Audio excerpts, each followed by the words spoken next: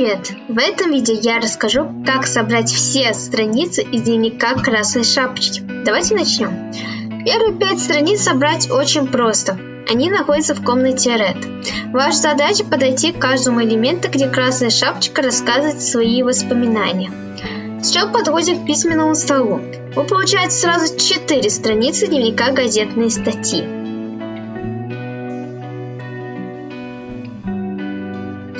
Затем к карте на столе. Получаем карту Ульрики. После выходим из дома. От сохранения идем направо. Там вы находите значок Вулфи. Получаем изображение комнаты Red. 7-я страница. Доходим до локации, где находится статуя Волчка. И направляемся на другой берег.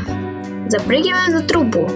И идем сначала налево до конца. В конце трубы вы найдете Вулфи.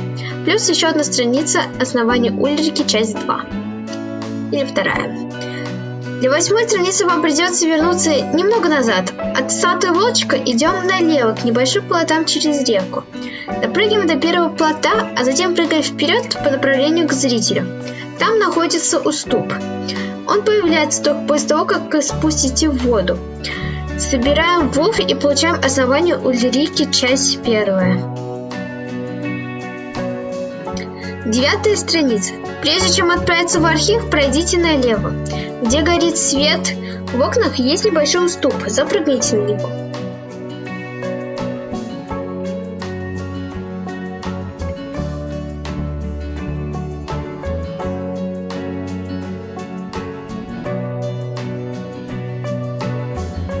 Над окнами есть небольшая балка, зацепитесь за нее, а потом прыгните налево. По лестнице пройдите на крышу. Готово! Еще один Вулфи и новая страница в дневнике. Знаете ли вы что? 10-я страница. После того, как мы посетили городской архив и получили наш любименький топор, конечно, мы идем мочить солдатиков, почему бы и нет. Но на самом деле просто там тоже спрятан Вулфи. Рядом с причалом стоит небольшой деревянный кораблик. Запрыгиваем на него и получаем последнюю страницу дневника в локации вылазка в город. Это Красная Шапочка. То есть ее изображение, я так понимаю. Все, больше здесь делать нечего. Отправляемся в канализацию.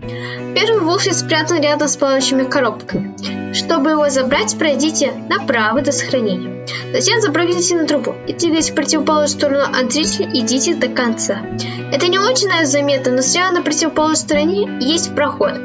Потом просто возвращаемся назад и забираем Вулфи. Готово. Мы получили страницу «Детство детеныша Волчка», часть 1. Идем дальше. Вторую страницу, как и первую, найти было-то легко. А для того, чтобы забрать ее, пришлось проскинуть мозгами. Методы перепробовали самые разные, а ответ оказался довольно простым. Оказалось, что данная дверь не является простым предметом декорации. Она способна открываться. Для этого требуется только нажать на клавишу Enter. И вы можете войти внутрь. Здесь разработчики спрятали страницы «Детство детеныша Волчка», часть 2. До третьего Вулфи добралась весьма необычным способом. Прыгнул с него с движущейся платформы, а после выяснил, что можно было до него добраться, спокойно прыгая по камням. Давайте пересмотрим этот фрагмент видео, чтобы было лучше понятно, как до него добраться будет безопасным способом. Между водопадом и сохранением впереди есть камни, по ним прыгаем и добираемся до Вулфи. Отлично! У нас есть новая страница объявления о пропавших девочках. 4-я и последняя страница локации жизни канализации находится в логове крысолова. Сбиваем коробку и забираем Вулфи. Страница изображения крысолова открыта. Переходим в следующую часть игры «Рыночный день». Большая часть страниц дневника на этой локации спрятана в коробках. 1-я страница. Идите вверх по лестнице и разбейте коробку. Внутри спрятан Вулфи. Страница плаката Волчек Industries у вас. Отправляемся дальше. С левой стороны центрального здания Волчек Industries есть проход. Там караулят 2 оловянных солдатика. Рядом с одной из будок для охраны стоит коробка. Сбиваем ее и получаем 2-ю страницу дневника «Людные времена трактира 3. Поросенка», часть 2. С правой стороны Волчек Industries также есть проход. Чуть дальше у сторожевой будки также есть коробка. Один удар топора, и нам доступна новая страница. Знаете ли вы что? Идем к первому вентилю. Там стоит куча коробок. Разбиваем их, находим Вулфи и открываем 4-ю страницу дневника «Волчик озверел», часть 1. У второго вентиля между стенкой и забором есть узкий проход. Идем туда, бьем коробки, забираем 5-ю страницу «Волчик озверел», часть 2.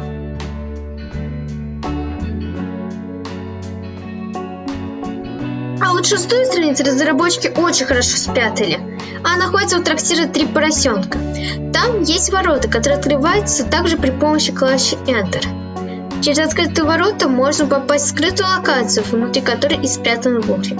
Страницы «Людные времена трактира «Три поросенка», часть 1» получена. В мастерской отца получаем 1 страницу дневника автоматом. Изучив записи отца, мы получаем мастерская отца. Последнюю страницу локации рыночных людей можно найти, когда будем убегать от армии Альянс солдатик. По пути есть небольшой балкон. Запрыгиваем туда и получаем 8-ю страницу «Генерал Тесла TG-18». Теперь отправляемся в опасную гавань на поиски других страниц. Первый Вулфи находится в самом начале локации на корабле. Поднимитесь на корабль, дойдите вплотную до самого края и поднимайтесь наверх на капитанский мостик. Забираем страницу «Знаете ли вы что?». Затем идем до локации, где на стене нарисованы огромные цифры 0 и 3, а наверху опрокинута лодка. Рядом с этой лодкой стоит куча коробок. На нее можно запрыгнуть. С коробок прыгаем на крышу соседнего здания. Идем до конца и видим сидячую коробку с Вулфи. Запрыгиваем на нее и открываем страницу «Альянс солдат», первый выпуск ТС-2019. Пока плывешь на плоту, можно заметить Вулфи на противоположном берегу. Поэтому просто доплываем до берега, а после пытаемся запрыгнуть на противоположный. Получив Вулфи, мы открываем новую запись в дневнике крысолов.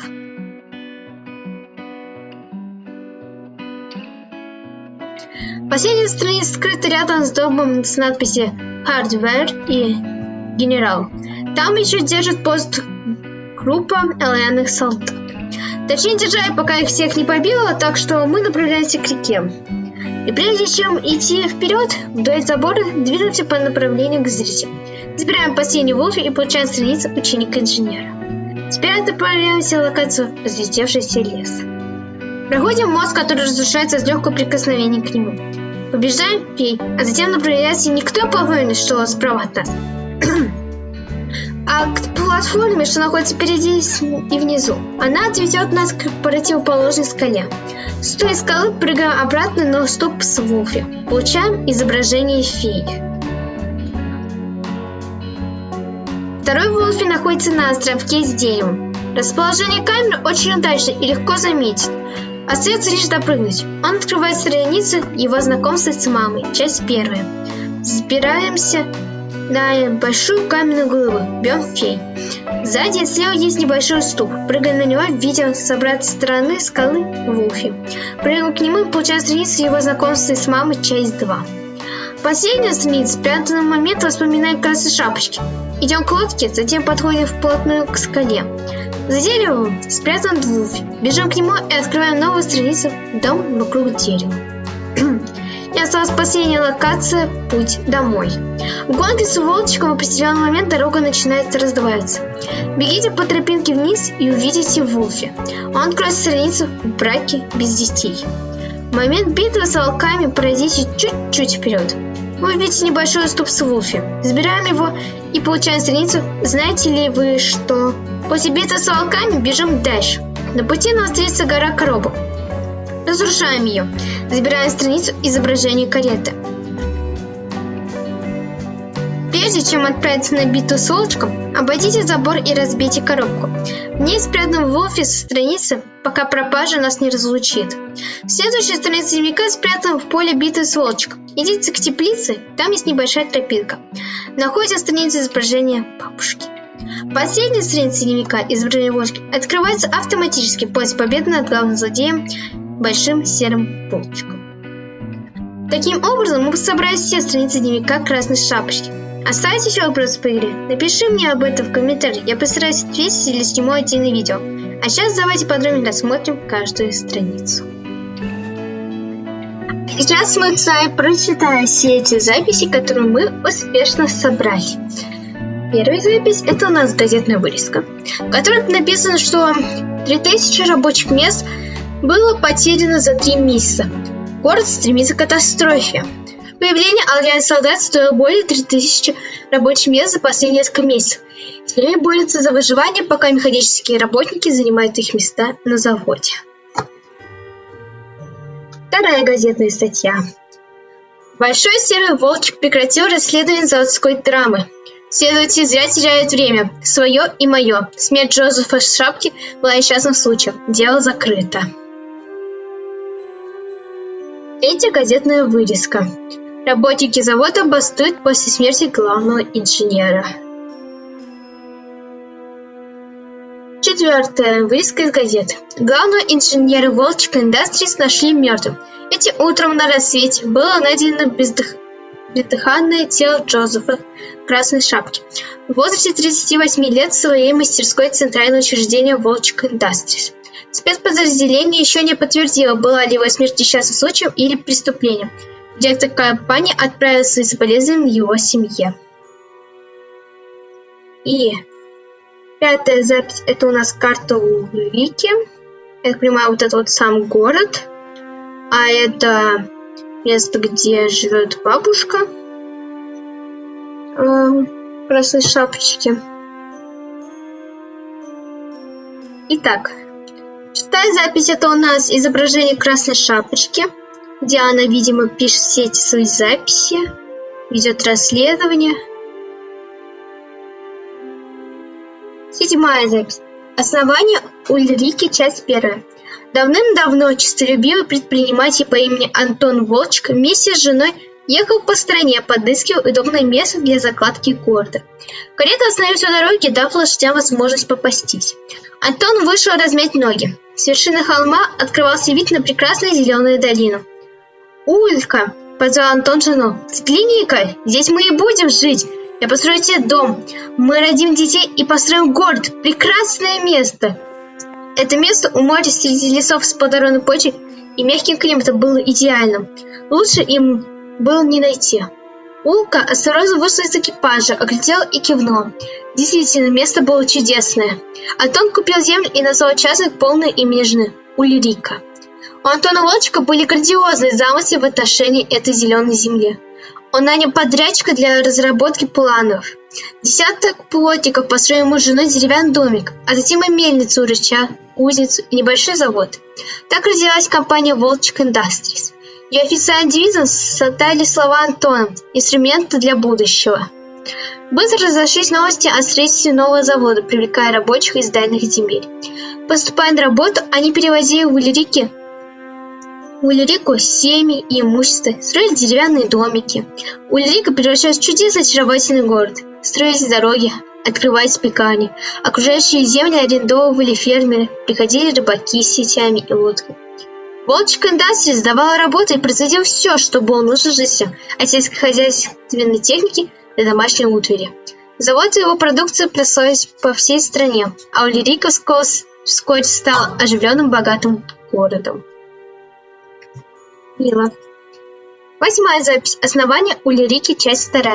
Семья Антона и Ульки тоже росла. Благодаря успеху компании Антон с женой переехали в роскошное поместье. Семья Волчков стала богатой и знатной. Жители Ульрики считали их настоящими правителями. Когда Улка объявила, что они ждут первенца, все праздновали ее беременность вместе с ней. Каждый день в особняк Волчка доставляли продукты и подарки. Но вскоре радостная весть о беременности Улки была омрачена осложнениями, которые все больше грозили ее здоровью. Через 9 долгих месяцев после 2 изнурительных дней Улка родила сына, чуть не поплатившись собственной жизнью. Врачи и супруг боялись, что она не выживет. Ребенка, здорового и упрямого мальчика, передали нянюшкам и кормилицам. Антон же сидел у постели жены, молясь о ее выздоровлении. Через 2 недели после рождения мальчика кормилица спросила Антона, как малыша называть. Усталый и измученный Антон велел кормилице самой выбрать имя. Она выбрала имя Бартоломей в честь своего отца и добавила второе имя Антона – Серж. Свидетельство о рождении маленького энергичного мальчика так и записали – Бартоломей Серж Волчек. Однако все звали его Би-Эс. Может быть, Большой Серый. Наверное, потому что так проще. Знаете ли вы что? Красная шапочка, как и разработчик, может быть родом из Бельгии? В IX веке священник Эгберт Лиежский написал серию стихотворений для своих учеников, изучавших латынь. В одном из стихотворений «Девочку, которую пощадили волки» говорилось о 5-летней девочке в красной накидке. Бродя по лесу, она наткнулась на волка. Волчата бы ей с удовольствием перекусили. Но накидка девочки была такой мягкой и теплой, что волчата девочку не съели, а вместе с ней уснули. Хорошая реклама смягчителя ткани, да? Прекрасная реклама. 10-я запись. Красная шапка. Жизнь красной шапки началась невесело. Девочка родилась под землей. Мать любила девочку всем сердцем, помогла ей бежать из подземной тюрьмы, поплатившись за это жизнью. В 2 года Ред впервые увидела солнце. Крошка Ред неделями блуждала по лесу и чудом нашла дорогу к дому, где ее заключили в объятия любящие бабушка и отец. После полного ужаса младенца она росла более-менее счастлива под опекой родных. Но однажды судьба снова нанесла ей удар. Главный инженер Волчек Industries Джозеф Шапка умер на работе в результате несчастного случая, и Ред в 14 лет осиротела. Был ли это несчастный случай? После 4 лет подготовки и напряженных тренировок Ред готовилась встретить и покорить человека, которого она винит в смерти отца, Би.С. Волчка. А платью ее никто не научил. И, кстати, есть модель. Шапочка, вот ее мама, папа и ее модель. Вот. Я так испугалась, когда увидела ее взгляд, у нее сначала были белые глаза, я такая, ё-моё. Вот. Тут корзинка. Вот. В общем, такая красивая модель.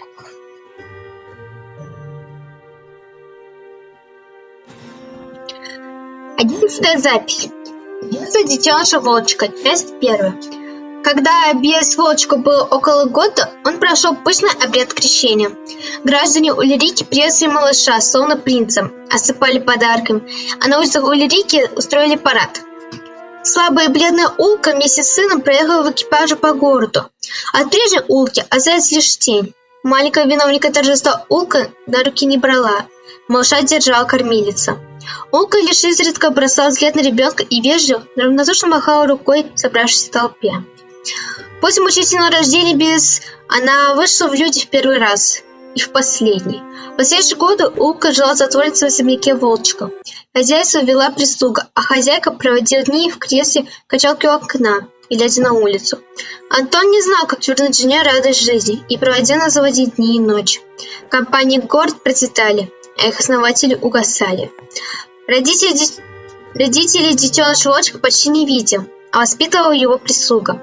К сожалению, ее обязанности не входило обнимать малыша и петь ему колыбельную. Никого не удивляло и не волновало, что характер у юного бес стал тяжелый, а его нрав отпугивал бесчисленных нянюшек и учителей, нанятых для его воспитания.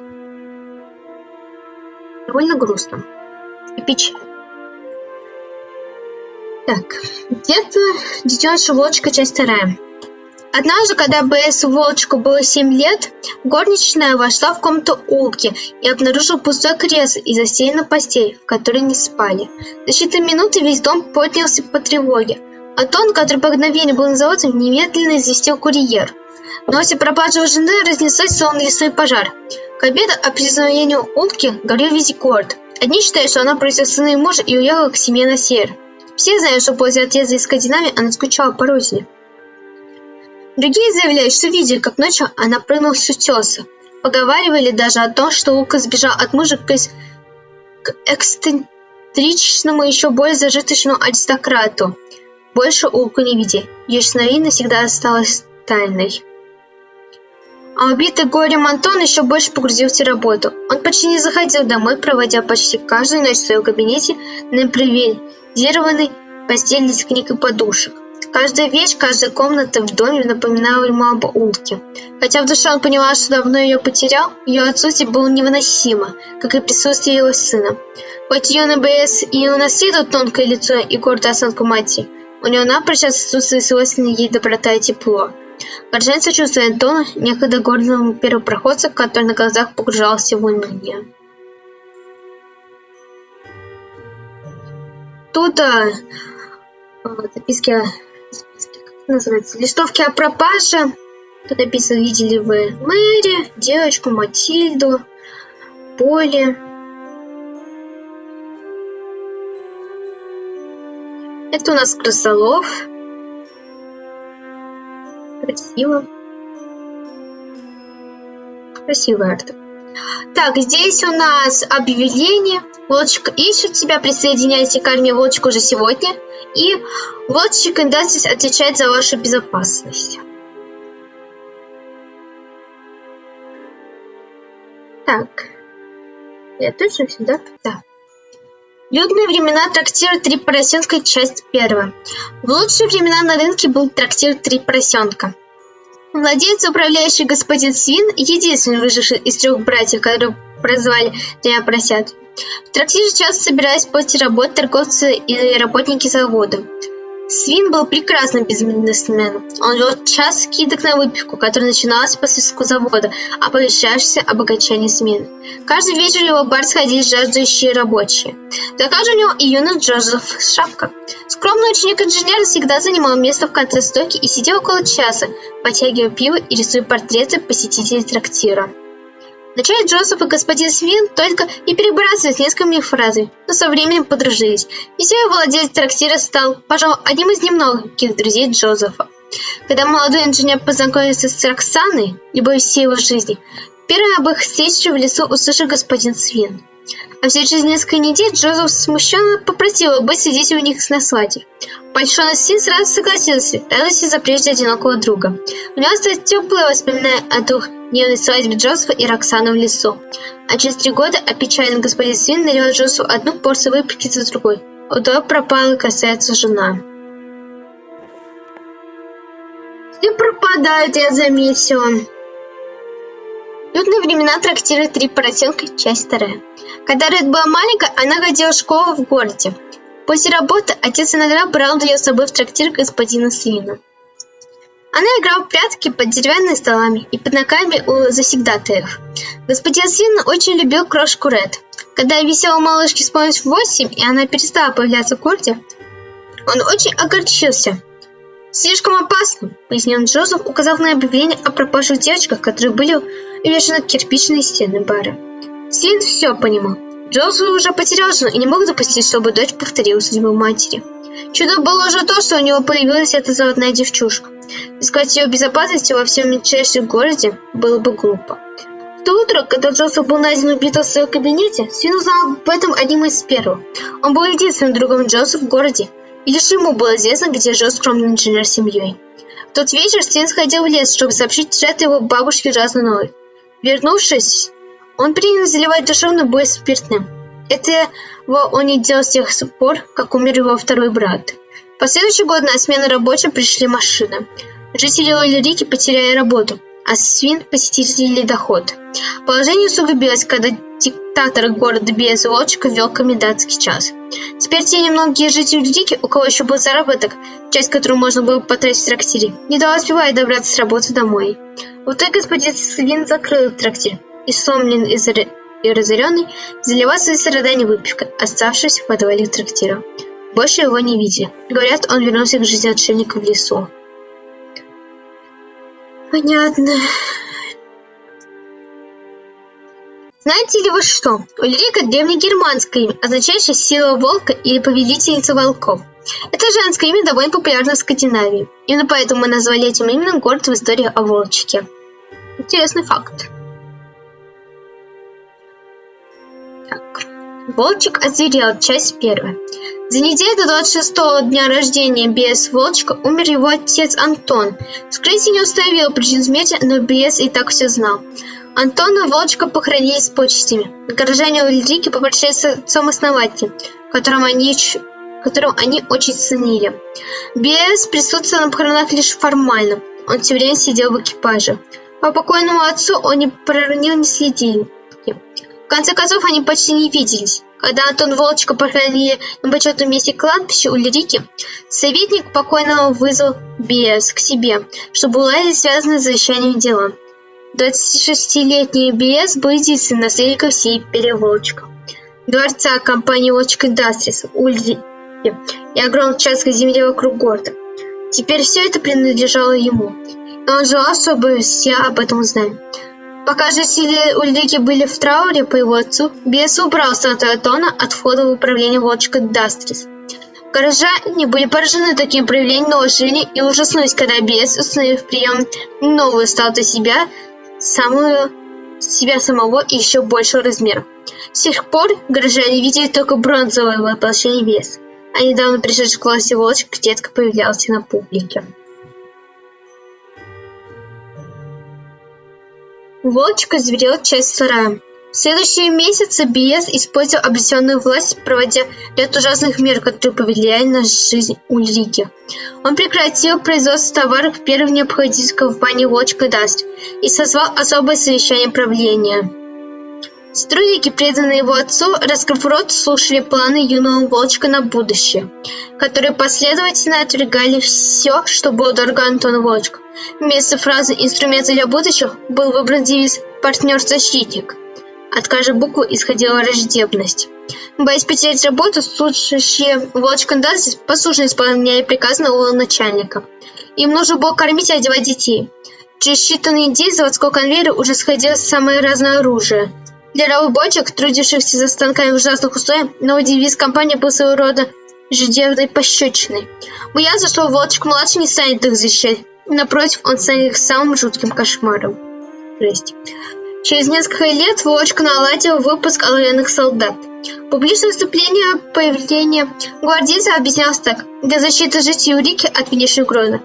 На самом же деле, они защищали лишь наличие диктатуры Волчка.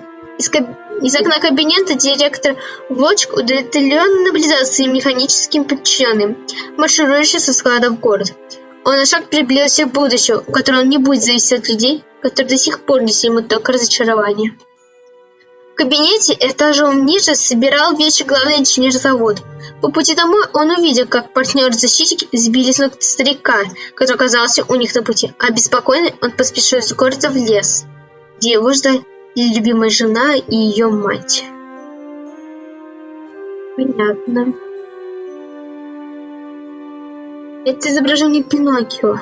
Мне казалось, тут было написано, но нет, тут не написано. Это изображение Пиноккио. Так. Генерал Тесла TG-18. Всего через год выпуска первого оловянного батальона бес Волчек наладил выпуск нового улучшенного прототипа. По заказу шефа главный инженер завода Джозеф Шапка разработал серию генерала Тесла. Практически неразрушимые эти оловянные воины отражали новый уровень жажды всемогущества Волчка и усиливали царство страха. То, что это неразрушимые, это неправда, особенно если играешь на легком уровне сложности. Потому что, по-моему, это самое обычное, как мы видели. Да, сейчас посмотрим, читаем. Благодаря длительному рабочему циклу и быстрой подзарядке эти электронные монстры обладают энергетическим преимуществом перед своими заводными коллегами. Ограниченную серию Тесла, всего 50 экземпляров, запрограммировали на отслеживание потенциальной угрозы и поражение целей смертельным электрическим разрядом. Всего за неделю после их выхода на улицу Ульрики счет жертв дошел до 12. Фига себе. Жители прозывали новых палачей Волчка смертушками.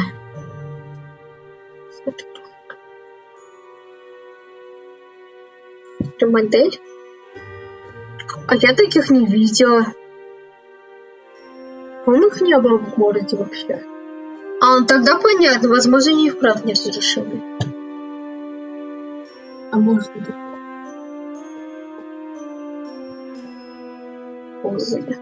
Да, по-моему, он не сверкал так. К тому же его возможно все-таки разрушить. Там же разрушали. Мы просто не могли его разрушить и хотели бы быстрее побежать. А может, это тот, который как там в кабинете отца был у Джозефа? Типа первый самый. Вообще посмотрели.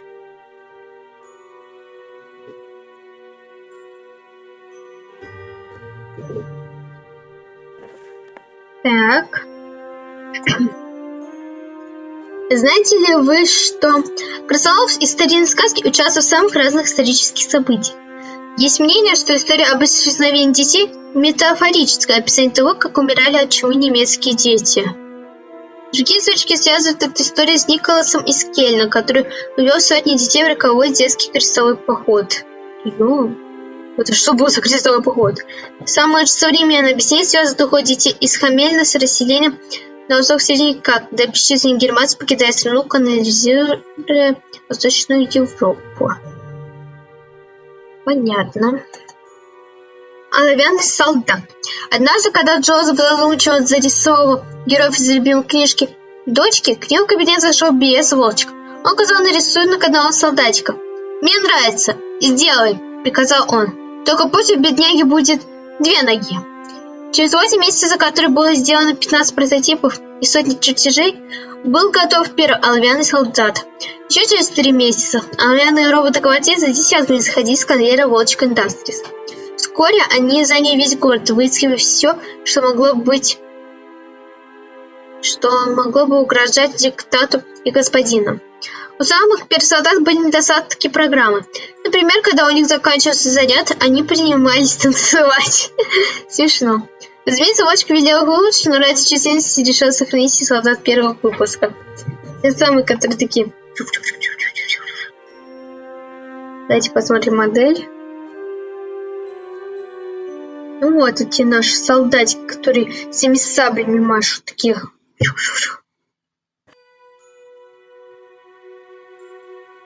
Это, кстати, солдаты, которые с красным пером. Есть еще с желтым, они, по-моему, посильнее. Может, это 2-й выпуск.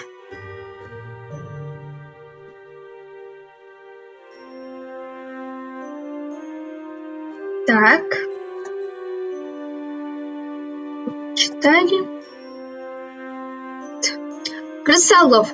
Руфус Хитсон стал 13-м по счету наказанием своей семьи, у которой не было ни денег, ни места для еще одного нежеланного ребенка. Родители отправили его на улицу, как только научился ходить и говорить. Чтобы выжить, юный Руфус попрошайничал. Подростком он примкнул к базе карманников, а когда ему было за 20, он преуспел в искусстве похищения людей. Богачи платили ему огромные суммы, чтобы вернуть своих испорченных негодников отпрысков. Безумная затея в немецком городке Хамель увенчалась его арестом. Руфус был осужден за похищение сотен детей и приговорен к смертной казни. Но за несколько дней до казни его неожиданно освободили. Один богатый незнакомец оплатил заоблачный залог, и Тан перевез его в Ульригу, где он отправился от гражданина возвращать долг.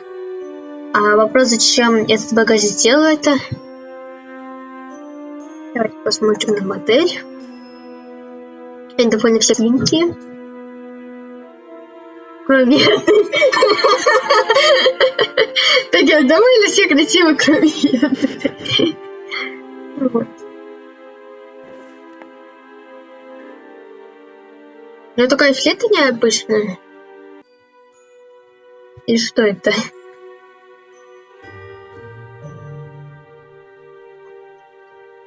Так. Вот, мы прочитал, почитай. Ученик инженера. Секретарша приемно оторвалась от бумаг.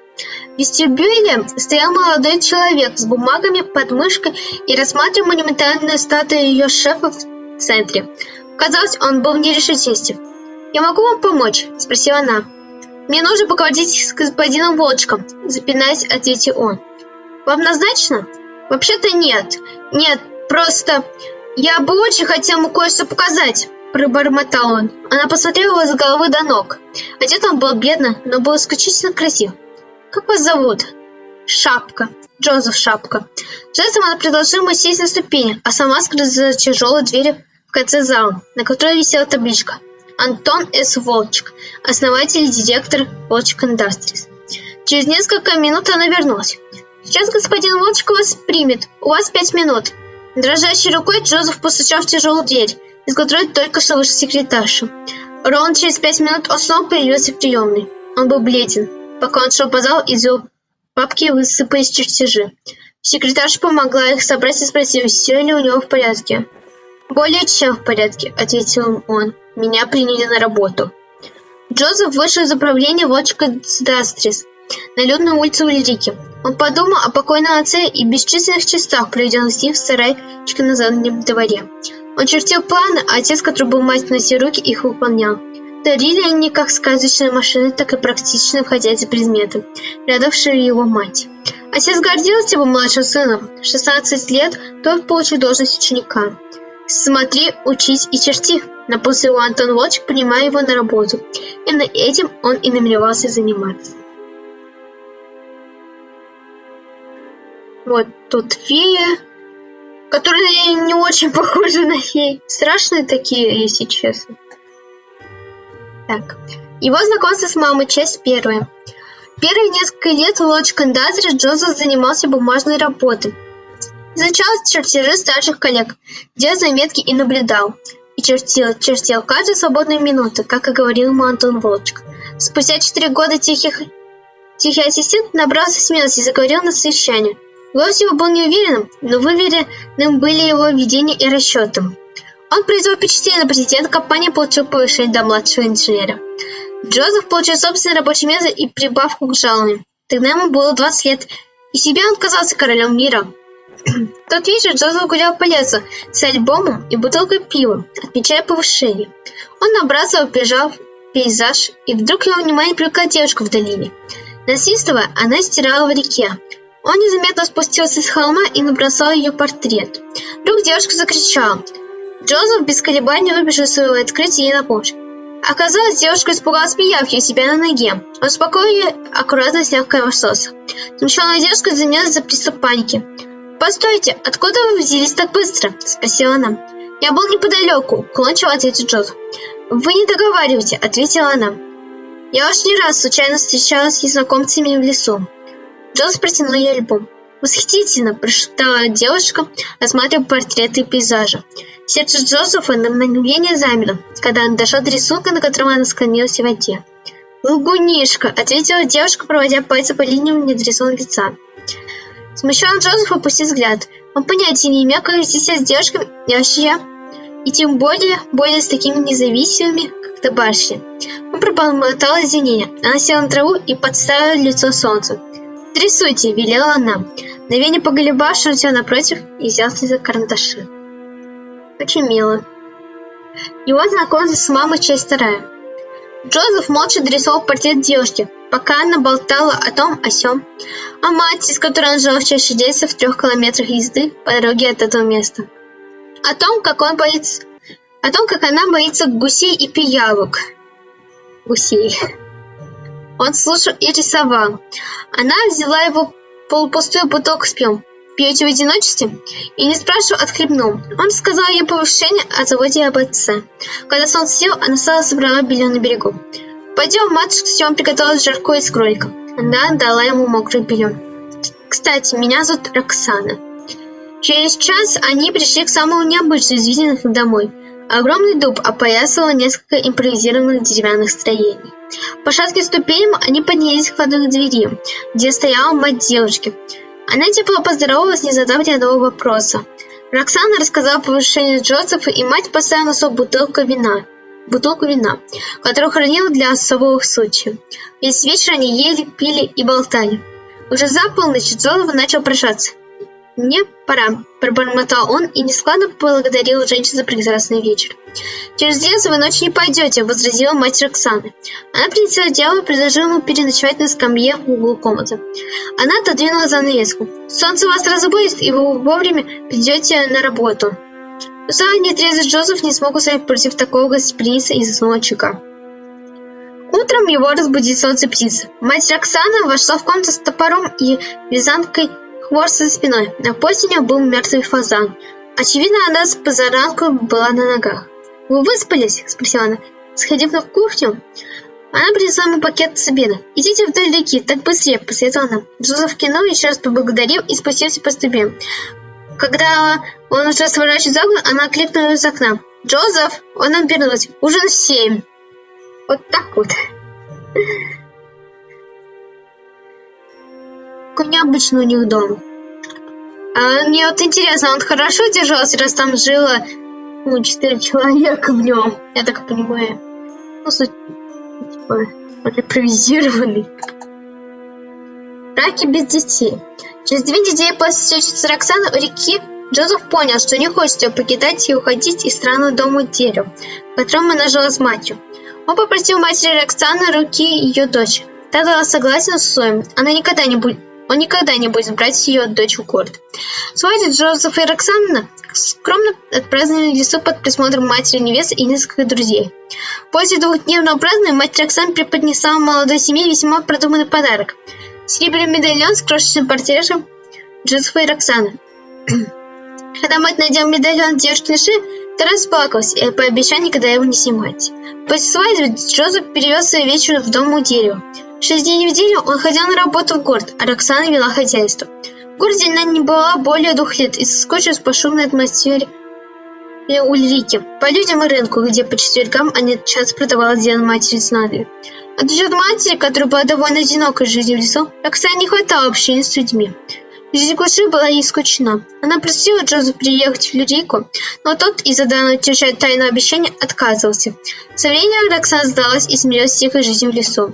Она настроилась на новую цель – рождение ребенка. К счастью, на это муж согласился. Она вязала детские носочки и одеяльца для будущего отпрыска. Джозеф после работы мастерил игрушки колыбель в сарае за домом. Знаете ли вы что? На создание истории волчки нас вдохновил старая сказка индейцев Черокки. Однажды старый индейец Черокки рассказал внуку о Пете, который ведется в людях. Он сказал: «Мальчик мой, внутри каждого сражается 2 волка. Один из них злой, гнев, ревность, сожаление, жадность, жалость к себе, вины, ложь, гордыня, чувство превосходства и эгоизм. Другой добрый. Это радость и мир, надежда, кротость, доброта, щедрость, правдивость, сострадание и вера». А мне, видимо, ленивый волк живет. Я не люблю поспать. Это карета. Пока пропажа нас не разлучит. Пришла осень, одев лес коричневатое манто. Роксана вздрагивала от одной мысли о бесконечных месяцах безмолвия и холода. Муж был на работе, мать целый день бродила по лесу, и время тянулось очень медленно в доме. Однажды безрассудство толкнуло ее наружу следить за правом матери. Не ходи в город. Безумно соскучившись по человеческим детям глазам, Роксана набросила плащ, закрыла дверь домика и отправилась в Ульрику. В конце концов, что могло случилось? Очнулась она во мраке. Ей не хватало воздуха. Голова шла кругом. Сиплым голосом она позвала на помощь. Запах жара была невыносима. Послышались шаги, и жидкий голос велел ей замолчать. «Знаю, дитя мое, знаю. Мы все через это прошли. Хорошая новость, ты не одна. Плохая новость, ты в аду». Она помогла Роксане встать и дойти до поворота. Перед ними открылся темный коридор, слабо освещенный свечами. Десятки женщин обтачивали каменные стены лесами и кирками. Бородатый Гарлик сунул ей в руки инструмент тысячу. «Добро пожаловать, трудник!» – злобно ухмыльнулся он. Она слышала за голос женщины, которую Гарлик тащил по коридору. «Хуже всего то, что ты еще жива». Роксану, как и других женщин, заставляли работать днем и ночью, хотя в руке день не отличить от ночи, давая только короткие передышки на прием пищи и сон. Она все больше слабела и истощалась. Через несколько недель она потеряла сознание во время смены. Для себя она увидела лицо той женщины, что и впереди в ручнике. Та осторожно обтирала ей лоб с влажной тряпкой. «Я только устала», – прошептала Роксана. «И беременна», – ответила та, указанная на ее живот. От испуга Роксана снова потеряла сознание. А как она попала туда? Типа ее украли? Просто она спокойно шла, и что-то произошло. Это фотография бабушки. Смотрите, какая у нее штука. А это волчик. В общем, мы сами нашли и прочитали все волфи, все записи в дневнике Красной Шапочки. Ставьте лайки, подписывайтесь на канал, ставьте на колокольчик, чтобы не пропустить следующие прохождения и обзоры. Это может таких бонусов. Вот. Пишите в комментариях, было ли вам это полезно, собирали ли вы все волфи. Ну и всем пока.